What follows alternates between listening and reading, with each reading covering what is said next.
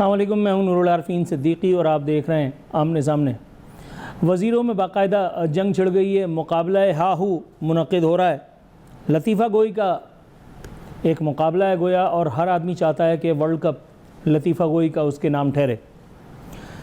अता तारड़ हमारी ही concern ministry के वज़ीर हैं, वो फरमा रहे हैं कि तनख्वाहदारों को रिलीफ़ दे चुके, गोया अपने तौर पर वो एहसान अजीम फरमा भी चुके। कहते हैं अपोजिशन को तारीफ़ करनी चाहिए। हुजूर अपोजिशन को क्या, मैं तो कहता हूँ कानून साजी पास करवानी चाहिए आपको, या तो ऑर्डिनेंस पास करा दें कि जो इसके ख़िलाफ़ बोलेगा वो, उसकी आल औलाद, उसकी 700 नस्लें, गद्दार वतन, उसका घर बुलडोज़ करा दिया जाएगा, जिस तरह से वहाँ भारत में हो रहा है। उसके बच्चे जला दिए जाएंगे, उसकी आल औलाद खा जाएंगे। ये सब करवाएं तब तो बात है, वरना फ़ायदा क्या है? ये लूली लंगड़ी सियासत करने से क्या फ़ायदा? इमरान खान जब आया था तो उसने भी दिल जीतने के लिए कानून साजी करवाने की कोशिश की थी कि अब अगर कोई बोला तो वो, उसके बाद इमरान खान आज कहाँ है आपको भी पता होगा। इससे पहले 2-3 दफ़ा आपको भी सैर कराई जा चुकी है, आपकी समझ में नहीं आ रहा, आपकी समझ में नहीं आ रहा। अजीब व गरीब किस्म की, अलटप किस्म की बातें आप लोग जो है ना वो कर रहे हैं, और आपको ऐसा लग रहा है कि बस ये इस इक़्तिदार पे आप हमेशा काबिज़ रहेंगे। इस इक़्तिदार पे किसी एक वक्त में जुल्फ़िकार अली भुट्टो था, आज किधर है वो? इस मनसब पे किसी वक्त बेनज़ीर भुट्टो नाम की एक खातून हुआ करती थी, आज कहाँ हैं? एक शॉर्टकट अजीज़ नाम का वज़ीर आज़म हम पे मुसल्लत हुआ था, मोइन कुरैशी नाम का मुसल्लत हुआ था, कहाँ है वो? वक्त की गर्द में गुम हो चुके ये सारे नाम। ये इंफॉर्मेशन मिनिस्टर, एंकर, ये फलाना, ये क्या होता है? इनका तो पता ही किसी को नहीं होता। ये तो रोज़ पैदा होते हैं, रोज़ सरकारी अस्पताल की टूटी हुई बेंच पे मर जाते हैं, किसी को नहीं पता चलता। नाम सिर्फ वो याद रह जाता है कि जो कुछ काम करके जाता है, इन्वर्टेड कॉमास वाला काम नहीं, काम। कहते हैं कि ये चाहते थे कि मुल्क दिवालिया हो, IMF। अब कोई अपनी कारकर्दगी के बारे में जब कुछ बताने के लिए नहीं तो PTI को गालियां दो। PTI के पास जब गालियां देने के लिए फुर्सत थी, जब उनसे कोई सवाल पूछते थे तो वो कहता था पिछला वाला चोर है, उससे पिछला वाला डाकू है।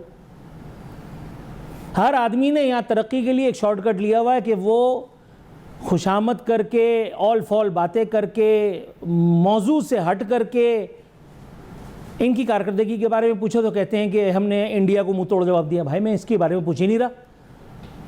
जिस वक्त आप इंडिया को मुंह तोड़ जवाब देने में लगे हुए थे, मैं और मेरा चैनल, हम क्या कर रहे थे यहाँ बैठ करके? हम भी तो ये सब कर रहे थे। हम बयानिए की जंग में आपके साथ साथ थे, तो वो जंग आपने अकेले तो नहीं जीती, अवामी ताईद और हिमायत से वो सारे काम हुए थे। मगर यहाँ आपने अवाम को जिस दोराए पे ला करके खड़ा कर दिया है। अच्छा, जिस हज़रत ने ये काम किया है वो क्या कह रहे हैं, मैं आपको ये भी बताता हूँ। मोहम्मद औरंगज़ेब कहते हैं पाकिस्तान जैसा मुनाफा कहीं नहीं। सर ये बात तो आपने 100% टके की बात की है, ये आपने VIP वाली, इतने पते की बात है कि मैं आपको बता नहीं सकता। पाकिस्तान जैसा मुनाफा अगर कहीं होता तो शौकत अजीज़, मोइन कुरैशी, आप और आपके बाद भी इंशाअल्लाह ताला 400-500 तो और आएंगे, क्योंकि पाकिस्तान एक इंटरनेशनल तजुर्बेगाह है। और यहाँ पे जब तक हम भीख मांग मांग करके अपने बड़े बड़े उमरा के, जागीरदारों के और फलानों के पेट पालते रहेंगे, तब तक आप लोग हम पे आकर के हमारे सरों पे इसी तरह ताता थैया तादिन्ना करते रहेंगे। जितना मुनाफा आप लोगों को मिलता है उतना कभी हम सोच भी सकते हैं? अभी थोड़ी देर पहले एक साहब से मुलाकात हुई है, वो कह रहे थे कि 25,000 रुपये में पेट्रोल पूरा नहीं होता, बच्चे कैसे पालूं? मैंने आपके बयान की एक कॉपी उनके हाथ में दे दी। मैंने कहा भाई इसको देखते रहना, शायद फ़र्क हो जाए। पाकिस्तान जैसा मुनाफा कहीं होता तो आप वहीं होते ना सरकार, आप यहाँ कैसे आ गए?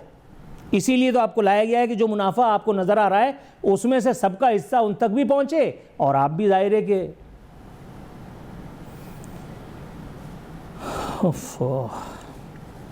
कहते हैं नए माली साल के बजट ने पायदार माशी तरक्की के लिए सफ़र के दुरुस्त सिमत की निशानदही कर दी है। अब इस बात का सर है न पैर, अब इस बात में क्या करूं? अल्लाह। अता तारड़ फिर कह रहे हैं मुल्क में माशी इस्तेहकाम आ चुका, हुजूर जाते जाते ज़रा उस मुल्क का नाम पता बता देते, हम भी थोड़ा सा वहाँ की चक्कर लगा लेते। अगर वहाँ नेशनलिटी वगैरह मिलने का कोई आसरा होता तो हम भी वहाँ चले जाते, क्योंकि हम उस मुल्क में नहीं रह रहे जिस मुल्क में आप और आपके वज़ीर आज़म और आपकी काबीना अरकान मौजूद हैं। सरमायादार सर पकड़ करके रो रहा है कि गरीब दुश्मन बजट है। MQM वाशगाफ ऐलान कर चुकी प्रेस कॉन्फ्रेंस करके कि गरीब दुश्मन बजट है। पूरी अपोजिशन, खैर अपोजिशन की आप कब सुनते हैं, अपोजिशन तो गद्दार है ना, जिस तरह हर दफ़ा होती है। अपोजिशन तो गद्दार है, मामे तो सारे आप लोग हैं, वफादार तो सिर्फ आप लोग हैं, बाकी तो सब गद्दार इब्ने गद्दार हैं। जो सवाल पूछे उससे बड़ा गद्दार कौन हो सकता है। अब मैं जिसका नाम ले रहा हूं उसका नाम सुनते ही अच्छे अच्छों की अकड़ फन्ने खानी सब निकल जाती है, क्योंकि ये कोई हल्का नाम नहीं है। अब सुनिए मैं नाम किसका ले रहा हूं, सिर्फ रहमतुल्लाह अलैह लगाने की देर है इस नाम में। आरिफ हबीब, नाम से पहले जो लोग चाहें वो हज़रत और आखिर में रहमतुल्लाह अलैह लगा सकते हैं, मुझे कोई एतराज़ नहीं है। इंडस्ट्रियलिस्ट हैं और अब PIA के करता धरता भी हैं, जाहिर है मेहरबानी से हुकूमत की। कहते हैं मुझे नहीं लगता हुकूमत के इक़दामात से चीज़ें ठीक होंगी। मैं दोबारा पढ़ता हूँ, आरिफ हबीब जैसे दिमाग को, जैसे सनतकार को, जिसको हुकूमत ने PIA दी है, वो ये कह रहा है कि मुझे नहीं लगता हुकूमती इक़दामात से चीज़ें ठीक होंगी। वो ये कह रहे हैं तवानाई की कीमतें ज़्यादा हैं तो मुल्क में सरमायाकारी इन्वेस्टमेंट कैसे आएगी। हुजूर वाला, आरिफ हबीब का घर अगर बुलडोज करवाया जा सकता होता, लेकिन खैर अभी इतने बुरे दिन भी नहीं आए हैं इस मुल्क में कि कोई इस ट्रैक्टर को, उस बुलडोज़र को हुक्म दे सके, लेकिन नहीं। I take my words back. जब मलिक रियाज के दिन आ सकते हैं तो फिर कोई भी हो सकता है। एक ज़माना मलिक रियाज का भी बहुत था, फूफा का।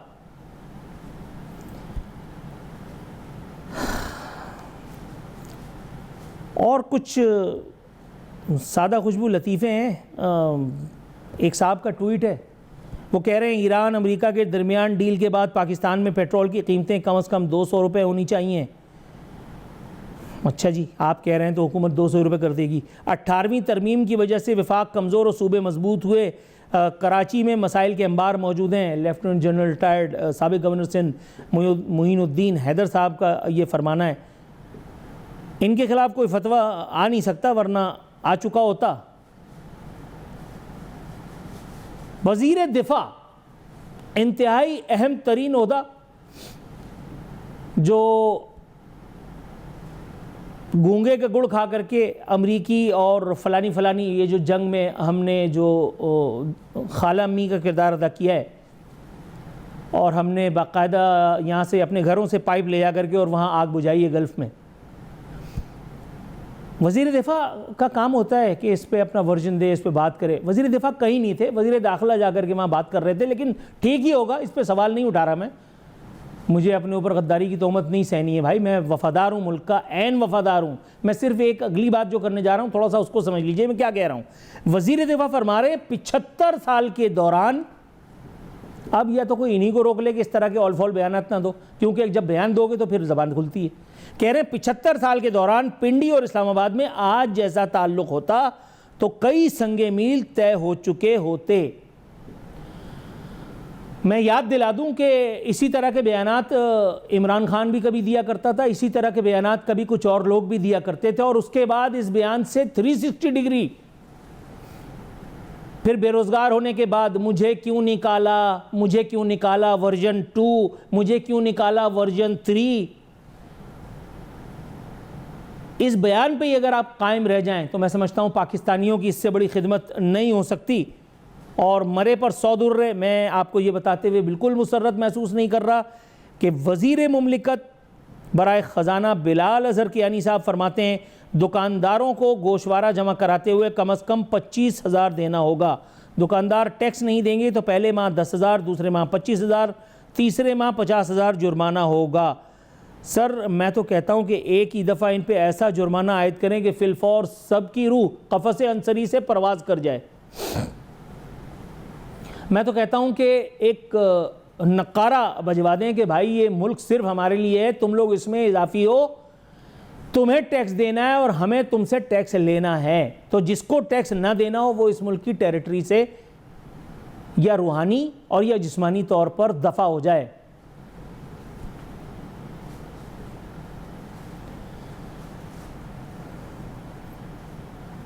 फिर कहा जाता है कि सख्त प्रोग्राम। अब इस पे मैं नरम प्रोग्राम क्या करूं? वज़ीरों को तो समझाओ भाई। हमारे साथ मौजूद हैं अहमद अवैस साहब, जिनका ताल्लुक़ है पाकिस्तान तहरीक इंसाफ से। लेकिन इससे पहले कि मैं उनकी तरफ जाऊं, एक आखिरी खबर, last nail in the coffin सुनाते हुए, कॉकरोच जनता पार्टी नाअहल मोदी सरकार के लिए नया सियासी चैलेंज बनकर उभरने लगी। पाकिस्तान का सबसे बड़ा बल्कि सबसे दिलचस्प और खूबसूरत इन्वर्टेड कॉमास में मसला, पाकिस्तान में सिरे से अपोजिशन नहीं है। एक ज़माने में पाकिस्तान में अपोजिशन हुआ करती थी, मजहबी जमात के रहनुमा हैं, जमीयत उलमा इस्लाम उस जमात का नाम है। 73 के आइन के तहत 150 रुपये पे वो बाहर निकल आते थे और आकर के कहते थे कि बड़ा मसला हो गया है, अवाम जो है वो मर रहे हैं। और वाकई मसला था। मैं उस ज़माने में भी हुकूमत मुखालिफ प्रोग्रामों के लिए ही मशहूर था, आज तो नहीं हूँ।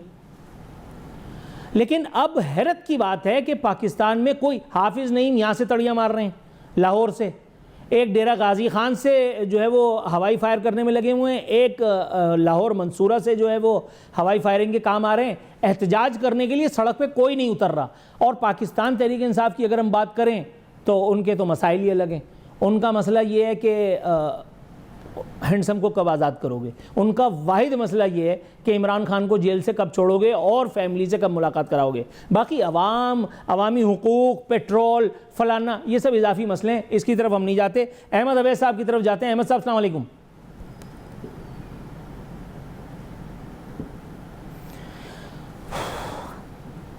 अहमद अवैस साहब, आपको मेरी आवाज़ आ रही है?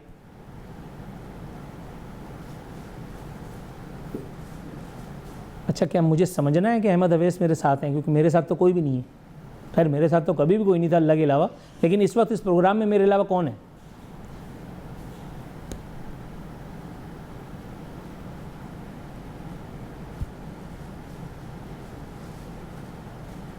नाजरीन, हमारे मेहमान की हर दफ़ा की तरह लाइन ड्रॉप हो गई है। कोशिश करते हैं कि इनको लाइन पे ला सकें।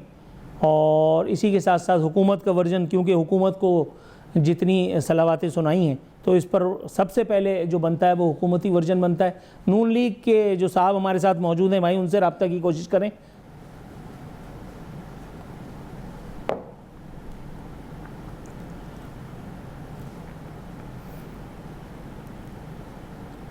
एक और अवामी बजट से अवाम का कलेजा ठंडा फरमा दिया गया है। एक और बजट ऐसा आया है कि जिसकी जितनी हो सकती है तारीफ़ें हुक्मरान तबका फरमा रहा है। और एक और ऐसा ही बजट देख करके अवाम मातम कना है कि जिसमें अवाम के लिए कोई नवीद मुसर्रत सिरे से है ही नहीं। कमरुल इस्लाम साहब, इंजीनियर कमरुल इस्लाम साहब, मुस्लिम लीग नवाज़ से इनका ताल्लुक़ है, MNA हमारे साथ इस वक्त मौजूद हैं। सर अस्सलाम वालेकुम। जी वालेकुम अस्सलाम। बहुत शुक्रिया सर आपकी आमद का, बहुत बहुत मशकूर हूँ मैं आपके कीमती वक्त के लिए। लेकिन सर, ये वुज़रा में ऐन इस वक्त कि जब बजट से हमारे जो है वो क़ुलूब को इन्वर्टेड कॉमास में भरमा दिया गया है, लतीफ़ा गोई का ये मज़ाक़ खेज़ मुकाबला शुरू करना इस वक्त चे मानी दारत हुजूर वाला। अता तारड़ साहब फरमाते हैं कि मुल्क में माशी इस्तेहकाम आ चुका, लेकिन उस मुल्क का नाम बताना भूल गए। आगे कहते हैं तनख्वाहदार तबके को रिलीफ दे दिया गया, मतलब अपने लिए बढ़ोतरी करनी है तो 500% से कम नहीं होगी, लेकिन आवाम को लॉलीपॉप देनी है तो 7% से 10% से आगे हम नहीं जाएंगे। दूसरा, अता तारड़ साहब कह रहे हैं अपोजिशन को तारीफ़ करनी चाहिए। हुजूर, इन बातों पे तारीफ़ बनती है या इन्वर्टेड कॉमास में तारीफ़? देखें, जो मौजूदा बजट है इस पे हस्बे हाल प्रोग्राम तो जितना भी तवील किया जाए वो तो किया जा सकता है किसी भी चीज़ पे, लेकिन बुनियादी तौर पर ये पहली दफ़ा ऐसे हुआ है कि सैलरीड क्लास को, यानी तनख्वाहदार तबके को इसमें रिलीफ मिला है। अब जब आप तनख्वाहदार तबके पे को रिलीफ की बात करते हैं तो आपका ध्यान फौरी तौर पर 7% की तरफ जाता है, आपसे मुराद हम सब का। तो 7% वाकई मैं इसको तस्लीम करता हूँ कि 7% कोई अच्छा इजाफा नहीं है, बिलखुसूस इन हालात में जब ये गुज़श्ता 3 महीनों में अफरात ज़र की शरह में इजाफा हुआ। वरना अगर ये ना होता, जिस तरह के बाकी हमारे साल के जो 7-8 महीने पिछले चले थे, तो उसमें चूंकि शरह 5-6% थी, तो उसमें तो 10% या 7% जो है वो अच्छा इजाफा कंसिडर किया जा सकता था। लेकिन ये जो आर्जी सूरत हाल पैदा हुई जंग की वजह से, पेट्रोलियम मसनूआत में इजाफे की वजह से, जो कि मैं फिर रिपीट कर रहा हूँ कि ये आर्जी है, और जिस तरह आज जंग बंदी का ऐलान हुआ है और कीमतें नीचे आना शुरू हो गई हैं, तो पूरी तवक्को है कि ये इंशाल्लाह प्राइसेस जो हैं वो वापस उसी पे आ जाएंगी जो फरवरी मार्च में थी। तो उसके नतीजे में ये जो आर्जी इस वक्त एक इब्तला है या अफरात ज़र की हाई शरह है, ये काबू हो जाएगी।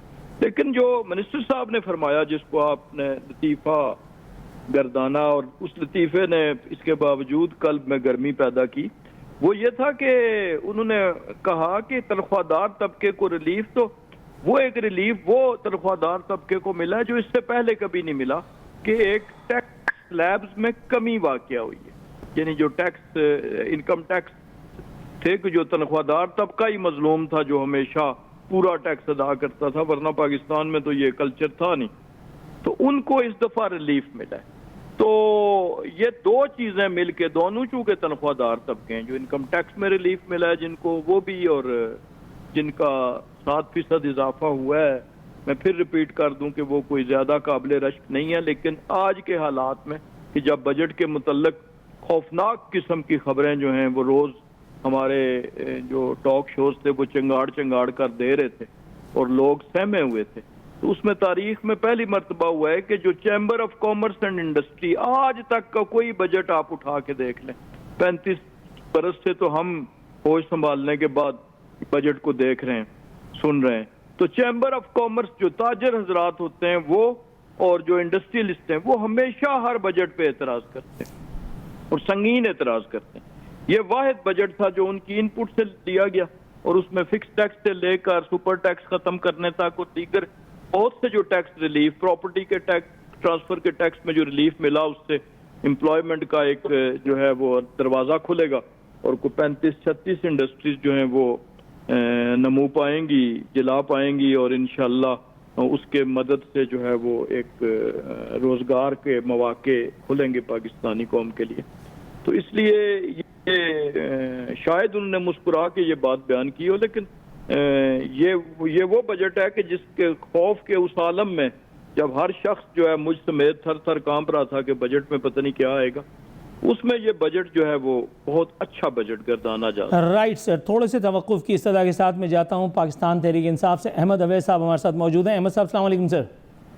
जी वालेकुम अस्सलाम सर, बहुत शुक्रिया आपकी कीमती वक्त का। हुजूर वाला, आपने देखा कि एक तारीख़ी, एक यादगार और एक इंतहाई अवामी बजट मेरे मौजूद मेहमान के मुताबिक पाकिस्तान के अवाम को नसीब हुआ है, और वो भी नफिल नमाज़ों की अदायगी के बग़ैर।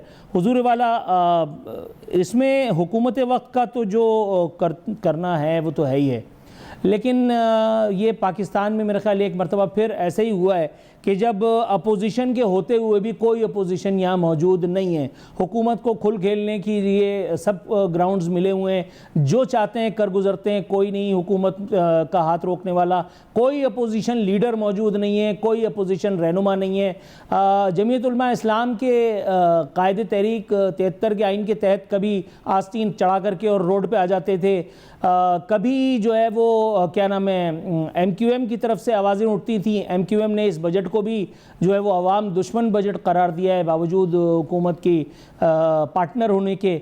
लेकिन मेरे मौजूद मेहमान के नज़दीक ये बात इम्पॉर्टेंट नहीं है। पता नहीं ये बात इम्पॉर्टेंट नहीं है कि MQM इम्पॉर्टेंट नहीं है, लेकिन सर इसमें आपका भी थोड़ा बहुत हिस्सा तो ज़रूर है, क्योंकि आप लोगों की जो डिस्ट्रैक्टेड पॉलिटिक्स है, मतलब आप समझ रहे होंगे, या शेख करके एक मिसाल है, तो आप सिर्फ अपने ग्राउंड पे खेलने के चक्कर में और पाकिस्तानी अवाम को जहां आप लोगों ने पहुंचा दिया है, थोड़ा सा जिम्मेदारी आप अपनी भी कबूल करते हैं? देखिए, पहली बात तो यह है कि पाकिस्तानी अवाम को हमने कहाँ पहुंचा दिया। पाकिस्तानी अवाम को तो उस हुकूमत ने पहुंचा दिया है जो बगैर इलेक्शन जीते, बगैर वोट कानून के आइन के मुताबिक लिए वो पार्लियामेंट पे काबिज हो गए हैं और अवाम दुश्मन बजट लेकर आए हैं। मैं अवाम दुश्मन का नाम इसलिए इस्तेमाल कर रहा हूँ, पाकिस्तान की आबादी इस वक्त है 25 करोड़ से ज्यादा, और उसमें मुख्तात अंदाजे के मुताबिक ये चेक कर लीजिए, इस वक्त कोई लगभग 50% पॉपुलेशन, 50% पॉपुलेशन जो है वो बिलो पॉवर्टी लाइन है। आप बताइए, बजट में कोई एक लाइन, एक सतर, कोई एक पॉलिसी, कोई एक प्लानिंग, कोई एक एलोकेशन ऑफ फंड कभी उस पॉपुलेशन के लिए जो बिलो पॉवर्टी लाइन है, जिनके बच्चों ने स्कूल, कॉलेज, यूनिवर्सिटी की शक्ल नहीं देखी, जिनकी पूरी पूरी फैमिलीज ने कभी हॉस्पिटल की और किसी डिस्पेंसरी की शक्ल नहीं देखी, जो पेट भर के खाना नहीं खा सकते, जिनके पास रहने की जगह नहीं है, तो डंडे बांध के और कपड़ा रख के ऊपर अपना घर बनाते हैं। और तजाद का आलम यह है कि एक तरफ मरीम नवाज साहबा जो हैं वो हजारों एक गैलन वो अर्क के गुलाब जो है वो सड़कों पे फेंके हुए हैं कि जरा खुशबू आ जाए और जो ईद की वजह से जो तासुर था वो दूर हो जाए। तो कभी किसी ने सोचा कि वो जो 12.5 करोड़ लोग इस बिलो पॉवर्टी लाइन जिंदगी गुजार रहे हैं, उनके लैट्रिन कौन साफ करता है? वहां बदबू का क्या आलम है? मैं बताऊं, या आप इसको कहां से ऐसा बजट कहेंगे? उसमें सबसे ज्यादा तो जो है जो डेट रिटर्न का ऊपर सबसे ज्यादा अमाउंट उसके लिए एलोकेट की है। और जब आपके पास इस हद तक जो कर्जे चढ़ गए हों कि आपको कर्जे लेने पड़ते हों वो किस्त उतारने के लिए, तो मुझे आप ये बताइए कि ऐसी सूरत के अंदर आप उसको वो कर्जे कैसे उतरेंगे जब आपके पास कोई एक्सपोर्ट का तरीकेकार नहीं है, कोई इंडस्ट्रियलाइजेशन की इन्वेस्टमेंट के लिए कोई तैयार नहीं है और कोई इसमें प्रोग्रेस नहीं है। आपका प्रोग्रेस रेट जो है, ग्रोथ रेट जो है वो 3.1% है और वो भी फैब्रिकेटेड है। तो इसको कैसे कहेंगे? और अपने एजुकेशन के ऊपर ये कौम कैसे कल को दुनिया में मुकाबला करेगी, जिसमें एजुकेशन के ऊपर आपने इवन 1.5% भी रखा बजट। आपने देखा कि जो आप उठा के देख लीजिए, जो कंट्रीज तरक्की याफ्ता ममालिक को छोड़ दें, आप तरक्की पजीर ममालिक के बजट उठा के देखें, एजुकेशन के लिए एलोकेशन कम से कम 4% रखते हैं। तो ये हम एक तारीफों करने की आदत हो गए हैं, साइकोफेंसी के हम माहिर हो गए हैं और तारीफें करके हम कहते हैं कि हमें कोई जो है वो कबूल लेगा, कोई हमें कोई नजदीक ले आएगा अपने जो हुकूमत बना के बैठे हैं। ना उनको कोई ज़मीर है और ना तारीफें करने वालों का कोई ज़मीर है। बड़ी अफसोस की बात है कि हम इस खतरनाक सूरत हाल में इस वक्त दो चाह रहे हैं। हम दुरुस्त है। कमरुल इस्लाम साहब, सर आप मुझे सुन सकते हैं? सर जी जी बिल्कुल, मैं आप वाज़े तौर पे सुन। जज़ाकल्लाह। सर मारूफ ताजिर, मारूफ सनतकार, बहुत बड़ा नाम और इतना बड़ा नाम कि जिनके सुपुर्द जो है वो जिनकी काबिलियतों पर एतमाद करते हुए PIA कर दिया गया, आरिफ हबीब साहब, उनका एक बयान मेरे सामने मौजूद है। कहते हैं मुझे नहीं लगता हुकूमत के इक़दामात से चीज़ें ठीक होंगी। तवानाई की कीमतें ज़्यादा हैं तो मुल्क में इन्वेस्टमेंट क्यों आएगी? सर पहले वाले हिस्से की तरफ आ जाते हैं। मुझे नहीं लगता हुकूमत के इक़दामात से चीज़ें ठीक होंगी। इसका मतलब है कि या तो कॉम्पिटेंस की कमी है और या तो आर्टिफिशियल मेजर्स ले करके और 90 साल की बुढ़िया के मुंह पे लाली पाउडर लगा करके और उसको माधुरी दीक्षित बनाने की कोशिश हो रही है। सर आरिफ हबीब साहब भी जो हैं वो जमहूरियत दुश्मन हो चुके हैं क्या? देखें, जब बुढ़िया हो ही 90 बरस की तो फिर जाहिर है कॉस्मेटिक ट्रीटमेंट भी करनी पड़ती है। इस पर किसी को कोई एतराज़ नहीं होना चाहिए। आरिफ हबीब साहब को बखूबी पता है कि पाकिस्तान की इकॉनमी की क्या सूरत हाल थी और क्या सूरत हाल आज से 3 बरस पहले थी, 2 बरस पहले थी, 1 बरस पहले थी और आज क्या है। यानी जितने इंडिकेटर्स हैं इकॉनमी के, आरिफ हबीब साहब का बड़ा एहतराम, लेकिन वो सारी चीज़ों से आगाह हैं कि शरह सूद क्या थी और आज क्या है। 22 से 11.5% पे आई है। फॉरेन एक्सचेंज रिजर्व $4 बिलियन रह गए थे, अब 17 पे हैं, बावजूद इसके कि हमने वो UAE वाला कर्ज भी वापस किया इस अरसे में। इसके अलावा तमाम इंडिकेटर्स यानी लार्ज स्केल जो हमारी मैन्युफैक्चरिंग है उसकी ग्रोथ इन तमाम हालात के बावजूद के सैलाब भी आए इसी साल के अंदर और ये 100 दिन की वर्स्ट किस्म की हमने क्रंच देखा तेल की कीमतों की सूरत में, इसके बावजूद कीमत जो है वो अपना growth rate large scale manufacturing का वो 6% है, 6.1%। जो ग्रोथ रेट हमारा जनरल जो है वो चाहे 4.2 हम नहीं अचीव कर सके लेकिन 3.7 हमने फिर भी अचीव किया। तो मेरा नहीं ख्याल कि ये ज़रूर है कि हुकूमत के बहुत से इक़दामात या जो वाक़यात हुए वो उनके बस में नहीं थे, यानी जो अब जंग लगी तो इसमें हुकूमत का तो कोई नहीं। ये तो अमेरिका में अगर आप पेट्रोल की कीमतें देखें तो $2.25 से $4.25 पे 100% से ज्यादा इजाफा बर्रे-आज़म अमरीका में हुआ है, जो ना अबनाए हुर्मत से उनका तेल गुजर के जाता है ना यहाँ का तेल वो खरीदते हैं। बर्रे-आज़म ऑस्ट्रेलिया में यही चीज जंग असरअंदाज हुई है। तो अब वो खत्म चूंकि हो गई है तो इसलिए अब मैं समझता हूँ कि आरिफ हबीब साहब भी अपनी जो स्टेटमेंट है अगर उनने कोई दी है, मुझे नहीं पता, रावी आप है, मैंने नहीं सुनी, लेकिन जाहिर है मैं आपकी इस पे शक व शुबा भी नहीं कर सकता। आप माशाल्लाह हर चीज छान फटक के बात करते हैं, मैंने कभी उसमें कोई जो है वो ज़ेर ज़बर नहीं देखी।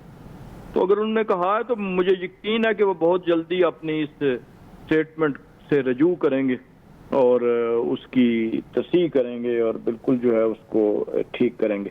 तो हुकूमत चूंकि मजबूरी के आलम में कुछ इकदामात हुए जिसमें सरे फहरिस्त फ्यूल प्राइसेस, और जहां जहां फिर रिलीफ मिलता गया और इंशाल्लाह आप देखेंगे आने वाले हफ्तों में जो पेट्रोल की कीमतें वो इंशाल्लाह नीचे आएंगी और उसके साथ जो कॉरस्पॉन्डिंग अफरात इज़ार और महंगाई है वो नीचे आएगी। और इससे पहले 5-6% को टच कर रही थी, वो नीचे आ चुकी थी कि जब ये अचानक ये उफ्ताद पड़ी।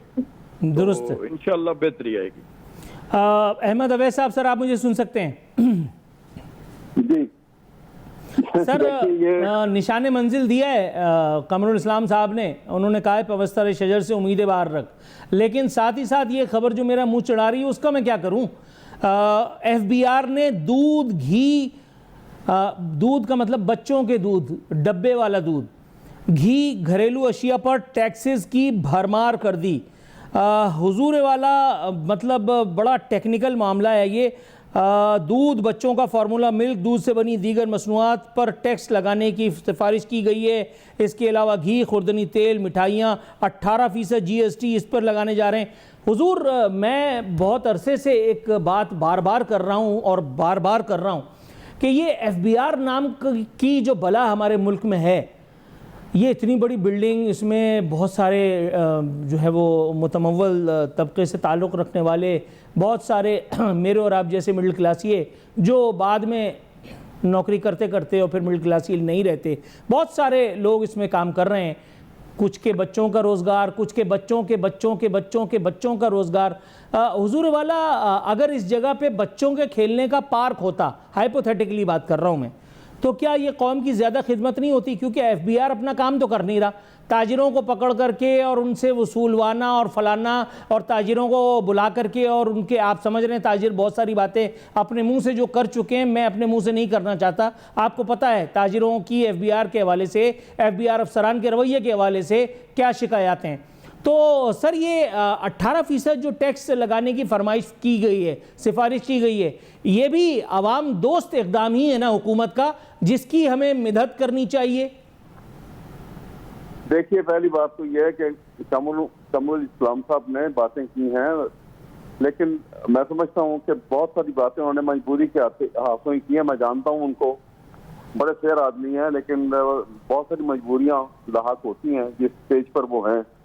देखिए, बात यह है कि आप जिस दिन जंग शुरू हुई थी, अभी निकाल के देख लें, गूगल करके देख लें कि उस वक्त ऑयल प्राइस क्या थी और पाकिस्तान को ऑयल प्राइस क्या मिली है अब तक। और अभी ये पिछली हुकूमतों की बात करते हैं, इसके इमरान खान के ज़माने में 120 एक स्टेज के ऊपर जब $120 का पर बैरल जब महंगा हो गया था, तो उस वक्त भी जो ऑयल की प्राइस, रिटेलर प्राइस थी, वो इन्होंने 150 रुपए से नहीं बढ़ने दी यहाँ पर।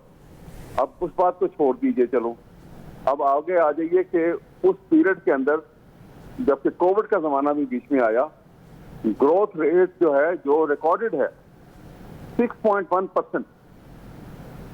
पाकिस्तान की 2021 के अंदर एवर हाईएस्ट हमारे पास जो फॉरेन एक्सचेंज के रिजर्व थे 28 बिलियन डॉलर के, और 37 बिलियन डॉलर की एक साल की 2021 की हमारे पास एक्सपोर्ट हैं और एवर हाईएस्ट हैं। अब मुझे ये बताइए कि ये इस हुकूमत के ये भी बता रहे थे कि ये वहाँ 20-22% से वो कम होके अब ये 11.5% पे आ गया है, तो ये किस दौर में हुआ? ये रेट जो है, करेंसी का बड़ा गर्क हो गया, हमारी इकोनॉमी बिल्कुल बैठ गई, ये किस दौर में हुई? ईडीएम के आने के बाद ही हुई ना। और इनके अपने जो अखराजात को भी सामने रखिए, कोई जहाज खरीद रहा है, कोई एक पूरा एक लश्कर है उनका, गाड़ियों का, नई गाड़ियां जो है दी जा रही हैं, और तनख्वाहें कहाँ से कहाँ चली गई, जुडिशरी की तनख्वाहें कहाँ से कहाँ चली गई हैं, किस लिए? बस देखिए, आप हर चीज प्रोपोर्शनेट करनी, जिस मुल्क में गुर्बत इतनी ज्यादा है और जहाँ बिलो पॉवर्टी लाइन इतनी परसेंटेज ऊपर चली गई है, इन सारी बातों को आपको ख्याल रखना है ना। ये तो नहीं हो सकता। सर बात ये है ना कि जिस जगह आप बैठे हुए वहां से आपको वो पॉवर्टी लाइन नजर आती है क्योंकि आप अपोजिशन में, लेकिन इख्तिदार का उमा इधर सर पे बैठा और इधर मामलात कुछ मुख्तलिफ भी तो हो जाते हैं। थोड़ा सा तवक्कुफ की इस्तदा के साथ नहीं ये बात नहीं। देखिए ना, आप देखिए ना, सवाल ये है, हुकूमत में जब आदमी आते हैं तो आपको तो हुकूमत किस लिए होती है?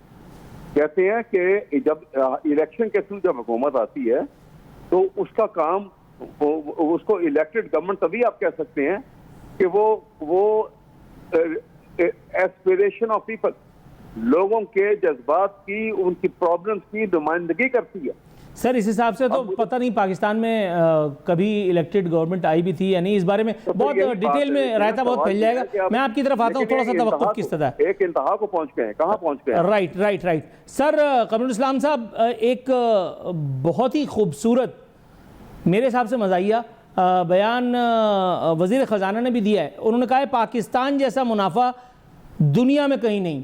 बेसिकली वो स्टॉक एक्सचेंज का रेफरेंस दे रहे थे, लेकिन सर इस बात से तो मैंने भी अभी इत्तेफाक किया है अपने प्रोग्राम में, फतवे में, कि पाकिस्तान में जितना मुनाफा है वो तो मुइन कुरैशियों, शौकत अजीज़ों, औरंगज़ेबों, इन लोगों की आमद से ही हमें पता चलता है कि ज़ाहिर है कि कितना मुनाफा हमें इन लोगों को मिल सकता है। वगरना पाकिस्तान जैसे थर्ड वर्ल्ड कंट्री को कौन पूछता है? क्या कहेंगे हुजूर वाला? देखें, ये जो मुइन कुरैशियों और औरंगज़ेबों जिनका जिक्र किया, ये उनको जो भी नाम आप दे दें, यहाँ तक तो बिल्कुल मैं आपसे इत्तेफाक करता हूँ कि इस कौम का अलमिया ये रहा है कि यहाँ पर 1% लोगों ने जो है वो 99% लोगों का इस्तेसाल किया। और इस मुल्क का मसला सियासी नहीं है, समाजी है, और ये हर सियासी जमात के अंदर भी वो 1% मौजूद है। लेकिन जो बात वो जिसको आपने लतीफ़ा नंबर 2 से ताबीर की है, वो बात हकीकत है, और मैं उससे ज़ाती तौर पे भी जानता हूँ, क्योंकि वर्ल्ड बैंक की रिपोर्ट्स और दीगर मैंने भी पढ़ी। जब एक दफ़ा 2014-15 के बाद से फिर लगातार पढ़ रहा हूँ, तो एक दफ़ा कोरिया के दौरे पे गए तो वहाँ पे मैंने फिर ये बात बयान भी की कि जो इंटरनल रेट ऑफ रिटर्न होता है बिजनेस का, वो पाकिस्तान में ये जो अमन अमान की सूरत हाल या दीगर चीज़ें जो इसके डिसएडवांटेजेस में आती हैं, लेकिन पाकिस्तान में जो बिजनेस का रेट ऑफ रिटर्न है वो दुनिया भर में वन ऑफ द हाईएस्ट है। ये बिल्कुल मैं ना ये पाकिस्तान की कोई ऑब्जर्वेशन है, इसको चाहे लतीफ़ा के हैं, चाहे जुगत के हैं, चाहे कोई भी नाम दे दें, लेकिन ये हकीकत है और इसको वेरीफाई किया जा सकता है कि दुनिया के जो रेटिंग्स के अदारे या मुआशी अदारे, उनकी रिपोर्ट्स के मुताबिक भी पाकिस्तान में जो IRR है, रेट ऑफ रिटर्न बिजनेसेस का, वो ज्यादा है। हाँ, ये जरूर है कि जो बिजनेस अब दायरा फ्लरिश नहीं कर पा रहे हालात की वजह से, दीगर चीज़ों की वजह से। तवानाई इंडस्ट्री की साइड पे जो है ये शायद अब कम हो गया होगा, उसकी बहुत कम हो गया, उसकी वजह तवानाई की कीमतें या हायर टैक्सेशन है। लेकिन बहरहाल अभी भी जो ये वाली बात है ये दुरुस्त है, शायद मुकम्मल तौर पे ना हो, जुज़वी तौर पे हो, लेकिन ये सारी दुनिया के जो हैं अदारे उनमें जो ममालिक का तकाबुल है उसमें किसी टाइम नज़र मारिएगा। मेरे लिए भी ये शुरू में बड़ी हैरान कुन खबर थी उस वक्त, और इसीलिए जो है इसको पैराडाइज, वो कोई भी कंपनी जब पाकिस्तान में आने को बखुशी आती है, ये जब से हमारा बदकिस्मती के अमन अमान की सूरत हाल ख़राब हुई तो वहाँ पे ये अमल रुका है। वरना आप देखें कि दुनिया भर की जो बड़ी कंपनीज थी वो पाकिस्तान में ऑपरेट कर भी रही हैं और माजी में करती भी रही हैं। दुरुस्त है। अहमद अवैस साहब, सर बिलाल अजहर कियानी साहब हैं वज़ीर मुमलिकत बराए ख़जाना, उन्होंने फरमाया कि दुकानदारों को गोशवारा जमा कराते हुए कम से कम 25,000 रुपये टैक्स देना होगा। अगर टैक्स नहीं देंगे तो पहले माह 10,000, दूसरे माह 25,000 और तीसरे माह 50,000 जुर्माना होगा। हुजूर, हमारी तो सारी ज़िंदगी जुर्मानों में, टैक्सेस में और इसी तरह की सज़ाओं में कट गई। सर, नवीद मुसर्रत अभी तक अल्लाह का शुक्र है सुम्मा अल्हम्दुलिल्लाह 70, 75, 78, 80 साल हो गए हैं, वो हकीकी तौर पर हमें सुनने के लिए कभी नहीं मिली। कभी हमें किसी सो कॉल्ड तब्दीली के पीछे लगा दिया गया, कभी कोई मुहिम, कभी कोई मुहिम। सर, मतलब इसी तरह से हमारा इम्तिहान लिया जाता रहेगा या आपको कोई सुरंग के दाने पे रोशनी भी नज़र आ रही है? नहीं, देखिए ना, आप अपने आप को सामने रख रहे हैं, आप गुर्बत को सामने रख रहे हैं और आप ये बात कर रहे हैं। आप नवीद मुसर्रत आपने सुननी है, देखनी है, ऑब्जर्व करनी है, तो कभी जाके आप हमारे जो ऐवान है, पार्लियामेंट है, सूबाई असम्बलियां हैं, वहां झांक के तो देखें तो उनके कितने फोल्ड उनके जो हैं वो स्टाइपेंड जो हैं और जो उनको अलाउंसेस मिलते हैं वो कहां से कहां पहुंच गए। वो किस बात की, जब कौम गरीब हो तो आप वो कैसे किसी को हक चाहिए। आप देखें ना, जब मुसलमान ने दुनिया में छा गए थे और रियासत मदीना एक स्टेट से निकल के एक अंपायर बन गई थी 10 साल के अरसे में, और उसके बाद वो कहां से कहां फैल गई थी हजरत उमर के ज़माने में। और हजरत उमर का आज भी आप यूरोपियन और स्कैंडिनेवियन कंट्री में चले जाएं तो वहाँ उमर लॉ अभी भी चल रहा है, तो वेलफेयर स्टेट के कॉन्सेप्ट के साथ। तो बात यह है कि ये जब तक ये तजाद खत्म नहीं होगा, ये आवाम के पैसे को बेदरेग, मतलब आपको बहुत अच्छी मिसाल में मुझे याद आ गई और उसको आप भी फौरन आपको भी याद आ जाएगी बात। 2016 में हमारे मियां नवाज शरीफ साहब तीसरी दफा प्राइम मिनिस्टर बने थे, यूएन का सेशन अटेंड करने के लिए गए और उसी साल पार्लियामेंट के फ्लोर के ऊपर वजीर खजाना ने अपनी स्टेटमेंट दी कि अब पाकिस्तान में बिलो पॉवर्टी लाइन परसेंटेज जो है 42.3% पे चली गई। ये मैं 2016 की बात बता रहा हूँ, रिकॉर्ड है, चेक कर लीजिएगा। और ये जाते हैं वहां पर। अब मुझे आप ये बताइए, वहां जाके सारे दुनिया में शोर मचा के पाकिस्तान के प्राइम मिनिस्टर साहब आए हैं और उन्होंने सबसे महंगा स्वीट जो है $8,500 पर डे के ऊपर लिया रहने के लिए, और 100 आदमी साथ ले गए थे, वो 7 स्टार होटल में ठहरे। ये रिकॉर्डेड है, वो बजट के वो क्योंकि सारा वो लेन देन तो सारा डॉक्यूमेंटेड होता है, चेक कर लीजिए। अब क्या अवामी नुमाइंदा जो है कभी वो सोच सकता है इस तरह, जिस गरीब कौम का, जिसके मुकाबले में आप खान लियाकत अली खान जो पता नहीं कितने 100 गाँव के मालिक थे जब वो इंडिया में थे, प्राइम मिनिस्टर बन के यहाँ आए, पहले तो उन्होंने क्लेम नहीं किया, अपनी किसी प्रॉपर्टी का क्लेम नहीं किया। और उसके बाद जब गए वहां पर, ये रिकॉर्डेड में बात बता रहा हूँ आपको, वो गए जब अमेरिका के दौरे पे, उनकी वाइफ भी साथ थी, तो शॉपिंग सेंटर में फिर रहे थे, वहां पे उनकी वाइफ को एक बहुत कीमती फर का कोट था, पसंद आ रहा था। तो उन्होंने कहा कि आप अपनी वाइफ से कहने लगे कि आप बेगम साहिबा ये इसकी तरफ ज्यादा जो है लुचाई नजरों से मत देखो और जहन में रखो कि you are wife of a prime minister of a very poor country. आप ये नहीं खरीद सकते। अभी आप देखें क्या हो रहा है, उस गरीब कौम के यानी बिलो पॉवर्टी लाइन परसेंटेज के लोग जो हैं वो भी टैक्स दे रहे हैं, क्योंकि माची की डब्बियां खरीदते हैं तो टैक्स देते हैं इनडायरेक्ट। जी सर, बिल्कुल ऐसे ही है, आपने बिल्कुल दुरुस्त फरमाया। लेकिन सर यही काम जो है वो हज़रत हैंडसम के ज़माने में भी हुआ था, जब वो रियासत मदीना के क़याम के लिए जद्दोजहद करते हुए फवाद चौधरी के तैयार करदा 55 रुपये वाले हेलीकॉप्टर में 1 अरब रुपए की वो सवारी उनकी पड़ी थी हमें। उस वक्त वो हॉलैंड के वज़ीर आज़म की मिसालें देते थे कि वो साइकिल पर आता है बदबख्त, लेकिन उस चक्कर में फिर हम जो है वो पैदल हो गए। और अब अकल से पैदल ना हो जाए, इसके लिए थोड़ा सा ब्रेक पर पाँव रखने की इस्तदा के साथ मैं इंजीनियर कमरुल इस्लाम साहब के पास जाऊंगा। इंजीनियर साहब, आप मेरी आवाज़ सुन सकते हैं? जी जी बिल्कुल। गलत बात, गलत सवाल। सर जज़ाकल्लाह खैर, मैं ये पूछना चाह रहा था कमरुल इस्लाम साहब कि एक बड़ा खौफनाक या शायद लतीफ़ा नंबर 3 बयान मेरे सामने वज़ीर दिफा का, जो पूरे कज़िए में कहीं भी नहीं थे, बेचारे ने एक ट्वीट किया, फिर वो ट्वीट भी डिलीट करवा दिया गया। पता नहीं उनसे करवाया उनकी सियासी जमात ने या आपने, वल्लाह आलम, इसका फ़ैसला तो मैं आप ही पे छोड़ता हूँ। वज़ीर दिफा कहते हैं 75 साल के दौरान पिंडी और इस्लामाबाद में आज जैसा ताल्लुक़ होता तो कई संगे मील तय हो चुके होते।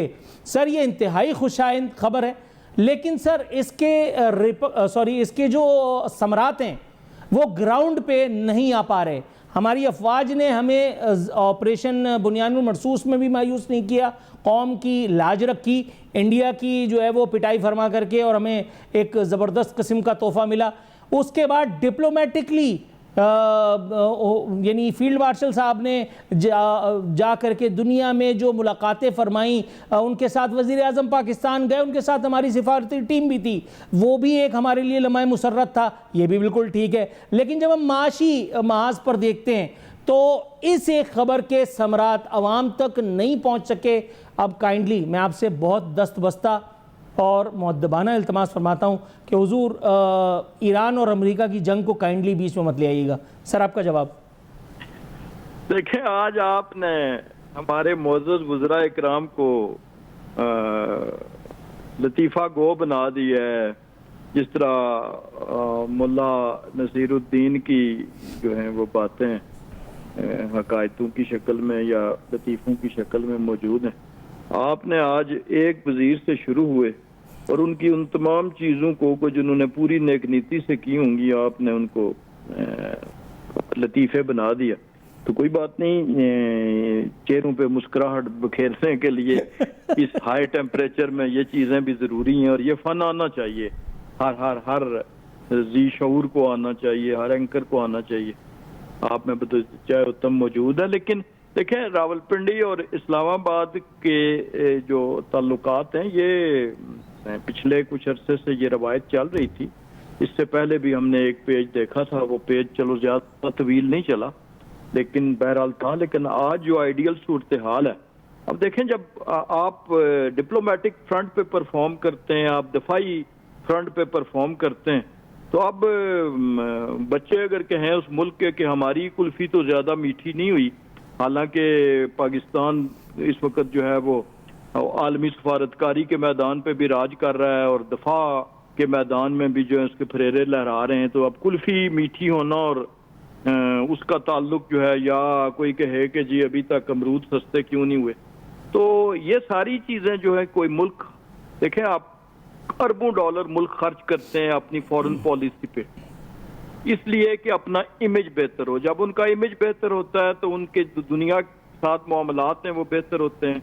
जब उनकी क्रेडिबिलिटी बढ़ती है तो फिर उसके साथ रिलेटेड जो मुआशी बेनिफिट्स होते हैं, एक्सपोर्ट्स इंपोर्ट्स की शक्ल में, ओवरसीज एम्प्लॉयमेंट की शक्ल में, दीगर चीज़ों में, तो फिर उसके बेनिफिट्स जो हैं वो ट्रिकल डाउन होके तो लोगों तक पहुंचते हैं, और वो मुआशी बेनिफिट्स ही होते हैं। अगर ये ना होता तो मुल्क अपने सफारतकारी पे, अपने दीगर ममालिक में लॉबिंग पे, अपना नाम रोशन करने के लिए, अपना इमेज बेहतर करने के लिए अरबों खरबों डॉलर का फंड्स न ज़ाया करते, वो सिर्फ आलू प्याज पे ही ध्यान देते।